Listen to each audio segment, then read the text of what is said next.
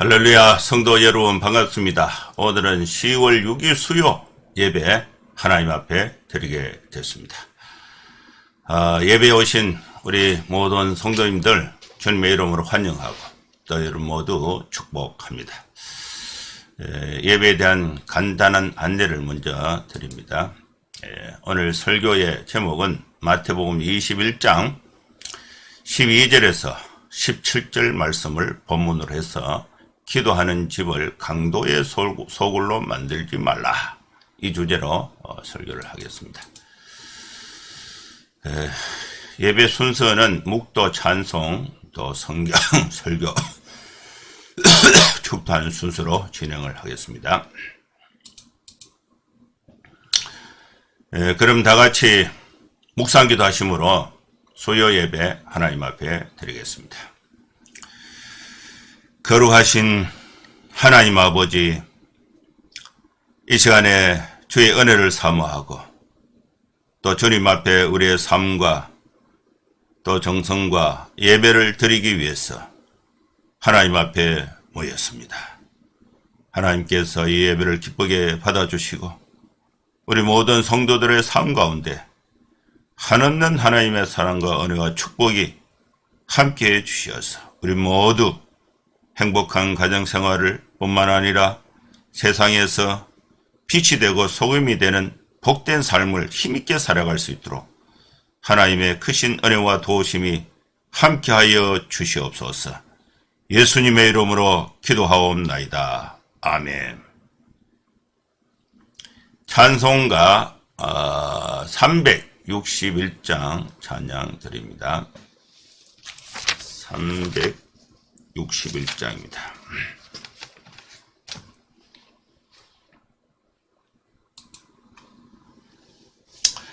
기도하는 이 시간 주께 무릎 꿇고 우리 구세주 앞에 다 나아가 내 믿음으로 나가면 주가 보살피사 거신 은혜를 주네. 거기 기쁨 있네. 기도 시간에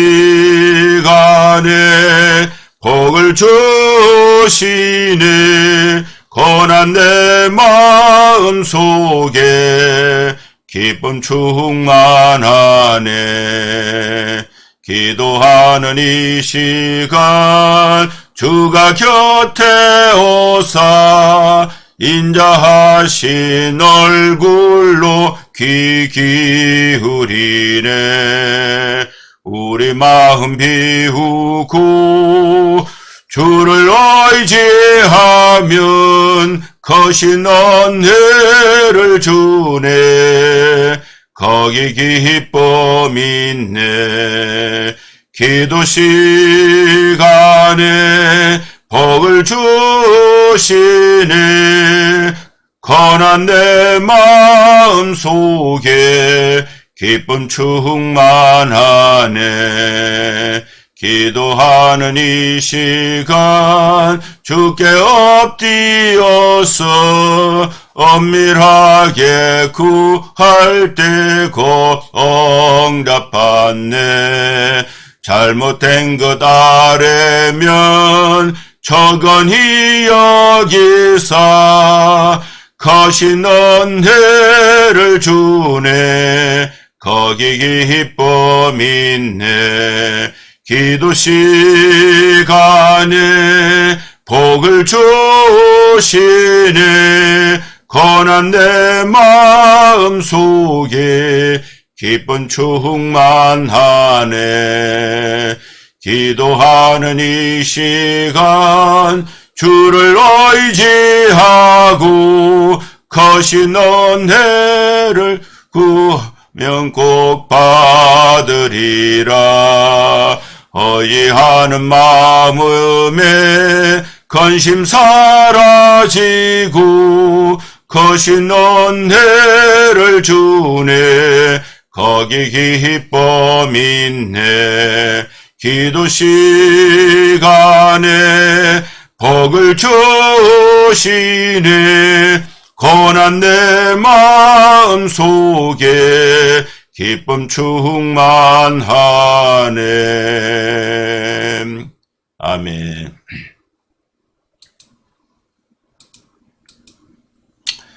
성경 봉독합니다. 마태복음 21장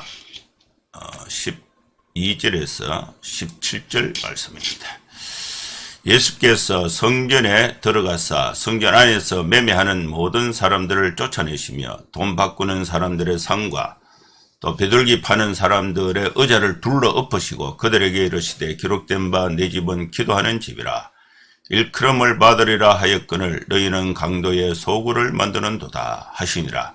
맹인과 저는 자들이 성전에서 예수께 나오매 고쳐주시니 대제사장들과 서기관들이 예수께서 하시는 이상한 일과 또 성전에서 소리질러 호산나 다윗의 자손이 하는 어린이들을 보고 노하여 예수께 말하되 그들이 하는 말을 듣느냐. 예수께서 이르시되 그렇다. 어린아기와 젖먹이들의 입에서 나오는 찬미를 온전하게 하셨나이다 함을 너희가 읽어본 일이 없느냐 하시고 그들을 떠나 성 밖으로 베다니에 가서 거기서 유하시니라. 아멘. 오늘 또 하나님께서 우리 모든 성도님들에게 아주 소중하고 또 중요한 말씀을 주셨습니다. 우리가 가정과 직장과 생활 속에서 때때로 즐겁고 기쁜 일도 많이 있지만은 또 힘든 일도 많이 있습니다. 기쁠 때 하나님께 감사와 찬양을 드리고 또 힘들고 어려울 때에 하나님의 은혜와 도우심을 구하는 아무리 힘들고 어렵다 할지라도 절망하거나 낙심하지 말고 전능하신 하나님을 쳐다보면서 다시금 하나님의 은혜를 구하고 지혜를 구하고 성령의 충만한 도우심을 구해서 모든 것을 이기고 극복하는 하나님의 은혜와 축복이 함께 할 수 있기를 바랍니다. 오늘도 하나님께서 우리에게 주신 이 말씀을 통해서 하나님의 은혜를 받고자 합니다. 우리가 모이고 우리가 함께하는 교회는 예수님께서 내 집은 만민이 와서 기도하는 집이라고 이사야 말씀을 인용해서 분명하게 선포했습니다. 교회를 기도하는 집으로 관리해야 될 교회의 지도자들은 당시의 성전의 예수님 당시의 성전의 지도자들은 기도하는 집으로 만들지 못하고 강도의 소굴로 만들었다. 그래서 기도하는 집을 강도의 소굴로 만들지 말라. 이 주제로 오늘 말씀을 증거하고자 합니다. 마태복음 21장 12절 이후에는 두 가지 큰 사건을 기록하고 있습니다. 첫째는 12절에서 17절까지 이 본문의 말씀은 하나님 예수님께서 예루살렘에 입성을 하셔서 성전을 깨끗하게 하는 성전 정화 사건을 기록하고 있고 그 사건 이후에 18절에서 22절은 무화과 나무를 저주하는 사건을 기록하고 있습니다. 성전은 예수님에게 특별한 의미가 있는 곳이 성전입니다. 예수님은 성전에서 할례를 받으신 것이고 또 마귀에게 시험을 받으신 것입니다. 모든 유대인들처럼 예수님은 주기적으로 이 성전에 오셨습니다. 12살 되던 해에 예수님께서 성전에 방문하셔서 이 성전을 내 아버지 집이라는 의식을 가지고 계셨습니다. 예수님은 자신이 성전보다 더 크다고 말씀하신 적도 있습니다. 예수님이 그 성전, 이 성전에 들어가셨을 때에 이 성전에는 많은 순례객들을 위해서 또 이 성전 제사에 참여하기 위해서 또 성전 제사에 설 짐승을 사고 파는 사람들, 또 성전에서 또 성전세를 내기 위해서 또 설 수 있는 돈, 로마의 돈을 성전에서는 사용할 수가 없어요. 그래서 로마 전역에 흩어져 있던 디아스포라 유대인들이 성전에 와서 성전세를 내기 위해서 돈을 바꿔야 됩니다. 그러면은 이제 환전이 필요한데, 그래서 이 짐승 파는 사람, 또 환전하는 사람, 돈을 바꾸기 위해서 이 성전에는 북새통을 이루는 그런 이 장소가 성전입니다. 그래서 이 성전을 중심으로 해서 예루살렘의 거의 경제가 움직여지는 그런 이 경제의 중심지이기도 한 것이 바로 성전인 것입니다.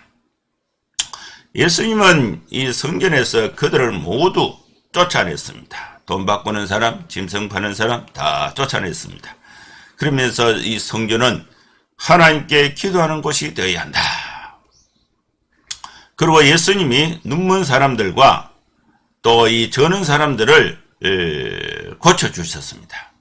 그래서 이 시장 바닥과 같은 성전은 눈먼 사람들 또 저는 사람을 고쳐주니까 금방 이 감사와 찬송의 장소로 변했고, 또 예수님께서 또 소경과 전원자를 고치시니까 예수님의 이 사역을 찬송했던 사람들은 어른들이 아니라 어린아이들이었습니다. 어린아이들, 순진한 어린아이들이 예수님의 사역을 보고 호산나 다윗의 자손이여 하고 소리를 질렀습니다. 이 어린아이들이 호산나 다윗의 자손이여 예수님을 이렇게 높이면서 소리를 들으면서 찬양을 했던 것은 예수님이 예루살렘 입성을 하실 때에 이 사람들이 예수님을 호산나 다윗의 자손이여 이렇게 외쳤던 그것을 배우고 또 성전에서 그대로 했던 것입니다. 이렇게 이제 순진한 어린아이들이 예수님을 찬송하니까 성전을 관리하던 대제사장들과 율법학자들이 예수님께 분노하면서 항의를 하게 됐습니다. 짐승의 소리와 장사꾼들의 소리보다 아이들과 젖먹이의 입에서 나오는 소리가 성전에서 더 울리는 예수님은 성전에서 어린아이들의 이 소리가 더 울린다. 그러면서 대제사장들과 율법학자들의 그 항의와 분노를 아예 무시해버린 것입니다. 일축해버린 것입니다. 이 말씀이 이제 본문에 있는 내용인데, 이 말씀을 가지고 이제 한 절씩 읽으면서 강론하면서 하나님의 은혜 메시지를 듣고자 합니다. 먼저 12절 말씀을 보겠습니다. 예수께서 성전에 들어가사 성전 안에서 매매하는 사람들을 내쫓으시며 돈 바꾸는 사람들의 상과 비둘기 파는 사람들의 의자를 둘러 엎으셨다. 이 마가복음에는 예수님께서 예루살렘에 도착하신 다음 날 성전에 가신 것으로 기록하고 있습니다. 그러나 이 마태는 그 중간을 생략하고 곧바로 성전에 들어가셔서 사역하시는 이 사건을 소개하고 있습니다. 대제사장들을 비롯해서 유대 사회의 지도자들은 하나님께 제사하기 위해서 필요한 그 짐승, 동물이죠. 그리고 비둘기 등을 직접 가지고 올 수 없는 이 순례객들을 위해서, 이 순례객들이 사도행전 2장의 오순절 순례객을 보면 15개 나라에서 모여들었습니다. 이들이 이제 로마에 있는 유대인들이 예루살렘에 와서 예배할 때에 그 짐승을 로마에서 예루살렘까지 들고 올 수가 없는 거예요. 그러면 돈을 들고 왔다가 예루살렘에서 짐승을 사서, 성전 앞에서 짐승을 사서 그걸 가지고 이제 잡아서 번제, 제사를 드리는 그런 방식이었습니다. 그래서 이 순례객들을 위해서 성전 건물에 딸린 넓은 마당에 이 성전의 그 대제사장 관리자들이 넓은 마당에 이 짐승을 사고 팔 수 있도록, 그리고 성전세를 바칠 수 있도록 동전을 환전하는 것을 아예 공식적으로 허용을 하고 있었습니다. 근데 예수님은 이제 이들을 다 내쫓으시고 또 상과 또 테이블을 의자를 둘러 엎으신 것입니다. 이것이 이제 이 성전 정화 사건의 발단이 된 것입니다. 그러면서 덮어 엎으시면서 항의하는 사람들에게 왜 그런가를 예수님이 설명을 하셔야 돼요. 설명. 근데 이 설명이 설득력이 있으면은 그들이 굴복하게 되고, 설득력이 없으면은 예수님이 이제 횡표를 부린다. 이렇게 해서 예수님이 오히려, 잡히게 되고 예수님이 제재를 받게 되는, 자, 예수님이 성전을 정화하느냐? 예수님의 그 행동이, 설명이 되지 않으면은 이제 오히려 공격을 받을 수 있는 그런 이제 아주 찰나의 순간에 있습니다. 이때 예수님께서 성전을 차지하고 있는 이 짐승을 파는 테이블 또 동전을 파는 걸상을 이제 의자를 뒤엎으시면서 아주 중요한 메시지를 했는데 그 메시지가 13절이에요. 그들에게 이르시되 기록된 바 내 집은 기도하는 집이라 일컬음을 받으리라 하였거늘 너희가 강도의 소굴을 만드는도다 하시라. 성전은 하나님의 집이고 또 예수님의 집인데 이 집은 기도하는 집이 되어야 되는데 왜 너희들이 여기에 들어와서 동전 바꾸고 장사하면서 이윤을 챙기는 강도의 소굴로 만들었느냐? 이걸 이제 책망하신 것입니다. 이 말씀은 예수님께서 구약 성경에 두 군데 말씀을 인용을 하셨는데 이사야 56장 7절 말씀에 내 집은 기도하는 집이라 불릴 것이다. 그리고 예레미야 7장 12절 11절 말씀 강도들의 소굴이라는 이 말씀을 인용해서 성전 정화 사건에 이 말씀을 인용하신 것입니다. 이 성전이 실제로 강도들로 분배했다고 생각할 필요는 없습니다.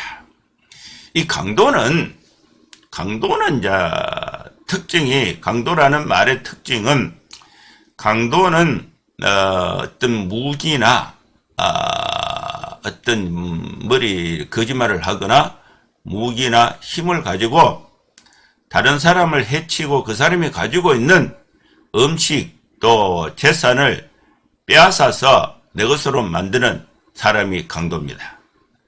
강도의 소굴이라는 것은 이 예루살렘 성전에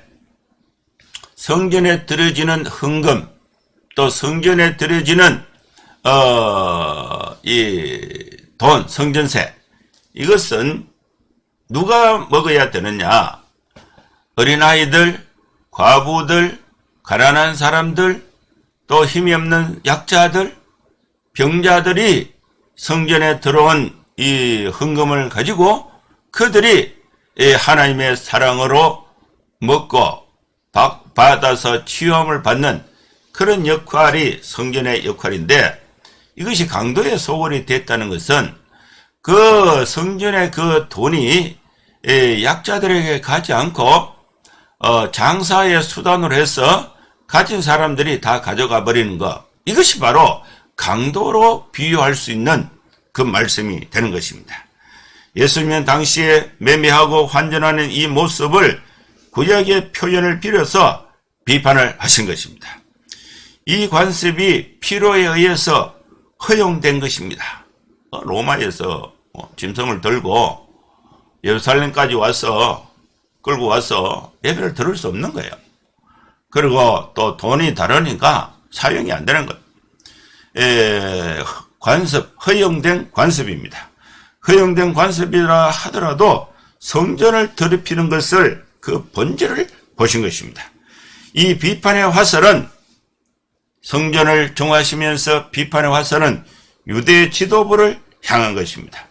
유대 지도자들은 이 내용을 알아들은 거예요. 그래서 예수님을 성전 모독죄로 걸어서 십자가형으로 몰고 가고 있는 이 출발점이 여기에서 이루어지고 있는 것입니다. 예수님이 이제 성전에 들어오시니까 맹인들과 전원자들이 성전 안에서 들어오질 못했어요. 장애인들은 거룩한 성전에 들어오지 못하고 또 아무도 환영하지 않으니까 성전 밖에서 거의 구걸하면서 생계를 유지하고 있었는데 예수님이 들어오시니까 이들이 따라 들어온 거예요. 맹인과 전원자들이 성전에서 예수께 나오니까 예수님께서 이들을 다 고쳐주신 것입니다. 그러면 성전은 예수님의 집, 아버지의 집인데 성전에서는 돈 바꾸고 또 짐승을 사고 팔면서 돈벌이하는 수단이 아니라 예수님이 하신 일이 성전이 해야 할 고유의 사역이 된 것입니다. 그럼 예수님은 성전에서 돈 바꾸는 사람들, 또 비둘기, 또 짐승 파는 사람들 다 내쫓으시고 맹인과 전원자들이 성전에 들어왔을 때에 이들을 고쳐주신 것입니다.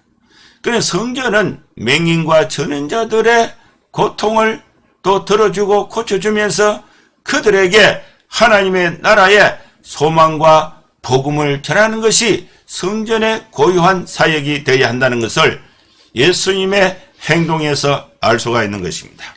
소경과 저는 사람들은 성전 밖에서 구걸하던 사람들이었던 것으로 추측할 수가 있는데 누가복음에서는 누가는 이들을 성전 뜰로 들어오게 했는지는 알 수가 없지만은 맹인과 누가복음이 아니고 맹인과 저는 자들을 성전 안으로 들어오게 했는지 그건 알 수가 없어요. 그러나 예수님은 이들이 가까이 오는 것을 보고 모두 고쳐주신 것입니다. 사고 파는 사람들, 돈 바꾸는 사람들, 또 이런 사람들이 시장터처럼 보이던 이 성전의 뜰은 맹인과 저는 자들이 예수님의 사역을 통해서 고침을 받으니까 이 성전은 감사와 찬송, 하나님께 영광을 돌리는 것으로 가득 차게 된 것입니다. 이러니까 이제 대제사장들이 운영하던 성전은 이제 힘을 잃게 되니까 이들이 이제 예수님께 항의를 하는 거예요. 15절입니다. 대제사장들과 서기관들이 예수께서 하시는 이상한 일, 또 성전에서 소리질러 호산나 다윗의 자손이 하는 어린이들을 보고 아주 화가 나서 예수님께 항의를 합니다. 이 성전을 관리하면서 매매와 환전을 허용했던 대제사장들 그리고 율법학자들이 예수님이 하시는 이 놀라운 일들, 또 어린아이들이 호산나 다윗의 자손이여 이렇게 예수님을 보고 외치는 이 아이들을 보고 화가 잔뜩 나서 어린아이들이 노래 부르는 것이 이게 합당하냐? 그리고 이 어린아이들은 예수님께서 예루살렘으로 입성하실 때에 연도에 군중들이 떠들던 외치던 소리, 그걸 이제 듣고 예수님께 성전 안에서 어린아이들이 호산나 다윗의 자손이여 이렇게 모방해서 배워가지고 외친 것입니다. 자, 이렇게 이제 외치는 걸 보고 이 대제사장들과 또 성전 서기관들이 아주 화를 냈습니다. 그러니까 그러면서 예수님께 이제 대항을 했는데 그 말씀 16절이에요. 예수께 말하되 그들이 하는 말을 듣느냐? 이 성전에는 하나님을 높여야 되는데 인간인 당신 예수 당신이 하나님의 이치에서 존경받는 거 이거 듣고 있느냐? 이거 왜 제재하지 않느냐? 하나님께 돌아갈 영광을 네가 와 가로채느냐? 이 태도가 대제사장들과 서기관들의 태도예요. 아예 예수님을, 그죠? 하나님을 모독하는 아예 저질 인간으로 이렇게 대우하고 또 취급하고 있는 것이 대제사장들과 서기관들입니다. 이들이 이제 그들이 하는 말을 듣느냐? 예수께서 이러시되 그렇다. 어린아기와 젖먹이들의 입에서 나오는 찬미를 온전하게 하셨나이다 함을 너희가 읽어본 일이 없느냐. 그들은 이 대제사장들과 서기관들은 아이들이 떠드는 것보다 예수님을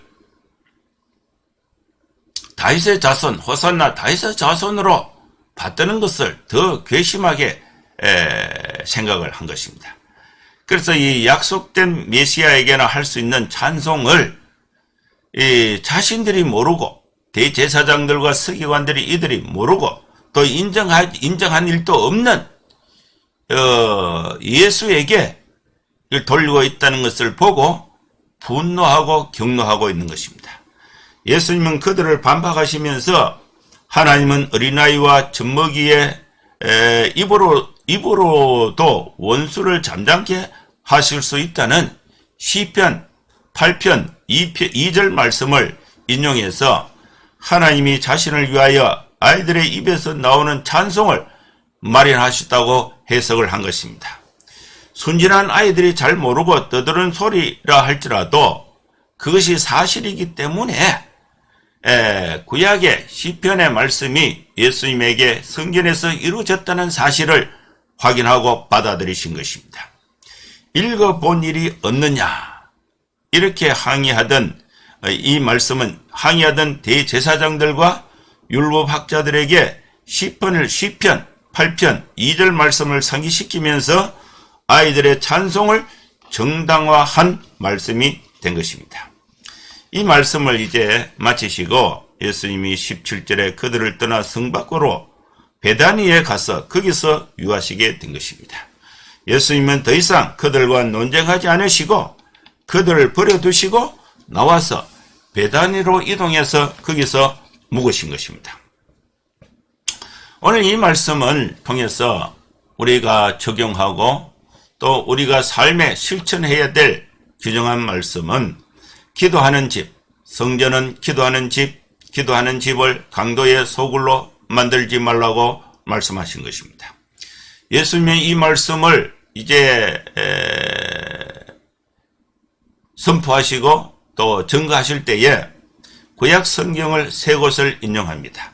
내 집은 기도하는 집이다. 이사야 56장 7절 말씀을 인용하셨고 강도의 소굴로 만들지 말라. 이사야 예레미야 7장 11절 말씀을 인용하셨고 어린아이들이 호산나 다윗의 자손이여 이렇게 외쳤을 때에 이것을 항의했던 대제사장들 서기관들에게 어린 아기와 젖먹이들의 입에서 나오는 찬미 시편 8편 2절 말씀을 인용했습니다.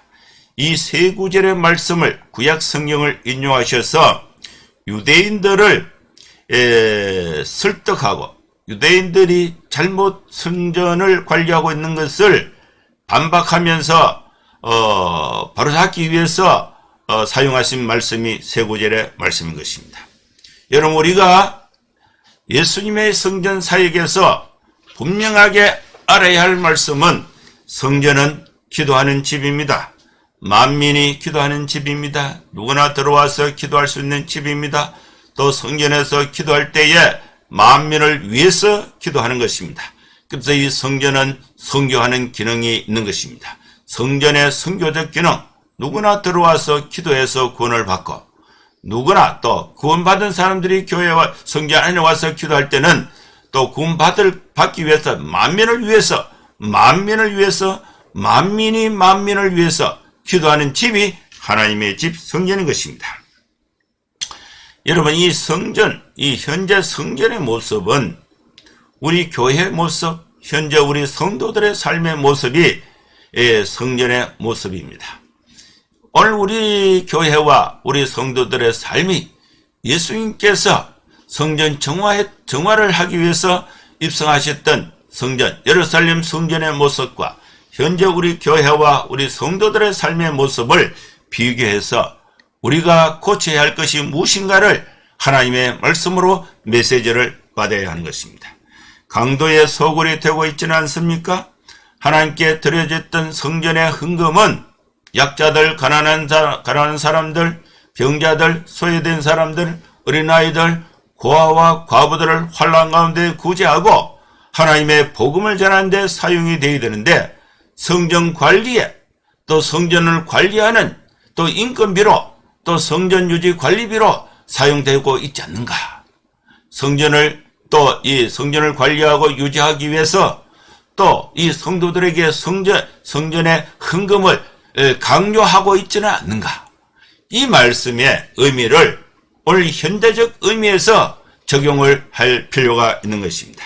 강도가 하는 것은 자기 것이 아닌 것을 빼앗아 먹는 것이 강도가 하는 것입니다. 성전에 또 교회에 들여진 헌금은 고아와 과부를 환난 가운데 돌보고 약자를 돌보고 어린아이들을 키우는데 사용이 되어야 되는데 거기에 사용되기보다 다른 데 사용되고 있지는 않는가. 이 말씀을 우리가 면면히 깊이 반성하면서 적용적으로 생각해야 할 것입니다. 그럼 이 성전을 찾는 사람들은 누구였는가? 장사꾼, 매매하는 사람들이 성전을 찾았습니다. 그 매매하는 사람들이 성전에 앉아서 비둘기 한 마리 5,000원인데 여러 멀리서 온 사람들에게 2만 원에 파는 거예요. 그리고 이윤을 남기는 거예요. 이윤을 남기는. 장사하는 곳이 된 것입니다. 돈 바꾸는 사람들 환전상 로마 돈은 성전세로 사용할 수가 없어요. 또 그걸 바꿔주면서 또 이윤을 또 남기는 거예요. 순례자들에게는 반드시 필요한 것이었습니다. 그러나 이거를 매결해서 돈벌이 수단이 너무 강화된 것입니다. 돈 바꾸는 사람들 또 매매하는 사람들이 성전에 들어와서 이들은 성전에 기도하기 위해서 들어온 자들이 아니에요. 또 맹인과 저는 자들이 들어왔습니다. 이들은 성전 안에 들어올 수 없는 사람들. 그런데 누가 들어오게 했는지 알 수가 없어요. 근데 이들은 성전 밖에서 구걸하는 자들인데 이들이 성전에 들어왔어요. 예수님이 성전 정화하기 전에 이들은 성전 안에 희망을 가질 수가 없어요. 성전 안에서 뭔가 기도할 수가 없습니다. 성전 밖에 문에 있으면서 들어가고 나가는 사람들에게 불쌍하게 보이고 간절하게 요구해서 그냥 먹고 살 구걸을 조금 하게 되고 본질의 문제를 해결하지 못했어요. 그런데 이들이 들어왔어요. 이들은 성전에서 환전받지 못한 자들입니다. 매매하는 자들의 고객이 아닙니다. 돈 바꾸는 자들의 고객이 아닙니다. 대제사장들과 서기관들의 고객이 아닌 것입니다. 여러분, 오늘 우리 교회는 맹인과 저는 자들을 환영하고 있습니까? 이들이 지니고 있는 본질의 문제를 우리 교회가 해결해주고 있습니까? 이걸 우리가 생각을 해야 하는 것입니다. 그 다음에 네 번째는 대제사장들과 서기관들이 아예 성전 안에 축축 앉아 있는 것입니다. 이들은 성전세를 받는 자들입니다. 이들이 예수님의 사역을 보고 화를 냈습니다. 분노했습니다. 왜 화를 냈습니까? 예수님이 하시는 일을 보고 분노했고 돈 바꾸는 자들을 쫓아내고 비둘기 파는 사람을 쫓아내니까 성전에 세를 낼 수가 없는 거죠. 수입이 떨어지는 것입니다.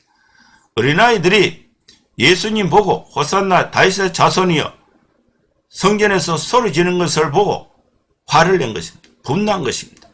그래서 예수님이 성전세 내는 것을 방해했고 또 어린아이들이 예수님을 이렇게 높이니까 성전에서 어린아이들은 아무리 들어와도 성전에 도움이 전혀 안 되는 것입니다. 그 다음에 이제 순례객들이 있어요. 순례객들. 이 순례객들은 매매하는 자들의 고객이 되었고 돈 바꾸는 자들의 고객이 되었고 대제사장과 서기관들에게 고객입니다. 그리고 맹인과 전원자들이 순례객들이 던져주는 돈을 가지고 순례객들이 던져주는 그 돈을 가지고 맹인과 전원자들이 생계를 유지했습니다. 이 순례객들은 매매하는 자들, 돈 바꾸는 자들, 대제사장, 서기관들, 맹인과 전원자들의 고객이 되었음에도 불구하고 이 성전의 기능 자체가 기도하는 집으로서 강도의 소굴이 되어 있어서 이 순례객들이 예수님을 진실로 만날 수 없게 된 것입니다. 그런데 이 순례객들이 사도행전 2장에서 예수 그리스도의 복음을 듣고 예수님을 만나게 된 것입니다. 그러면 이 성전은 어떤 곳이 되어야 됩니까? 기도하는 집이 되어야 됩니다. 누가 성전에 와서 기도해야 됩니까? 매매하는 자들이 성전에서 돈 바꾸면서 장사하면서 이윤을 챙기는 것이 아니라 이들이 성전에서 하나님께 기도하는 자들이 되어야 됩니다. 돈 바꾸는 자들이 성전에서 기도하는 자들이 되어야 됩니다. 맹인과 전인자들이 성전에서 기도해야 됩니다. 대제사장과 서기관들이 성전에서 기도해야 되는 것입니다. 어린아이들이 기도해야 됩니다. 순례객들이 기도해야 됩니다. 기도의 대상은 하나님입니다. 하나님으로부터 이들이 필요를 처음 받을 수 있기 때문에 성전에서 강도의 소굴이 아니라 하나님 앞에 기도하는 집으로서 성전의 사역이 회복되고 이루어져야 하는 것입니다. 예수님의 이름으로 하나님께 기도하는 것이 성전인 것입니다.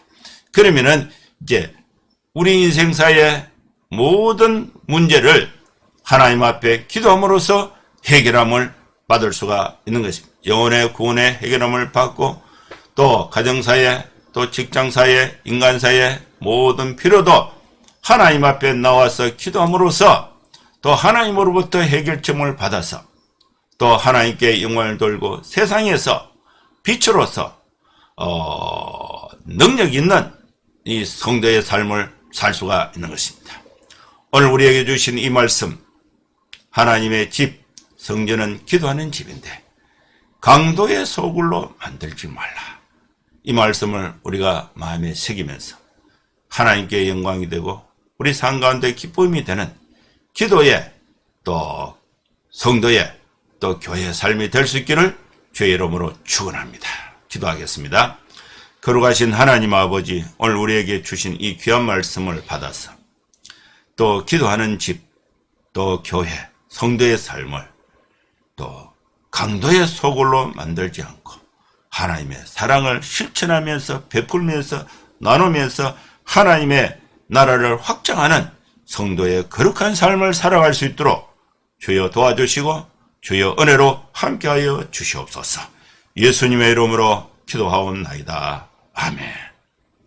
이제 축도하겠습니다. 이제는 우리 구주 예수 그리스도의 크신 은혜와 하나님의 사랑과 성령의 감동하마 역사 충만 축복하심이 이곳에 함께 예배하는 모든 성도들 머리머리 위에 이제로부터 영원토록 함께 있을지어다. 아멘. 예, 감사합니다. 또 3일 동안 또 이렇게 건강하고 안전하게 손 씻기, 거리두기, 마스크 착용 해서 안전하게 생활하시고 주일에 모두 뵙도록 하겠습니다.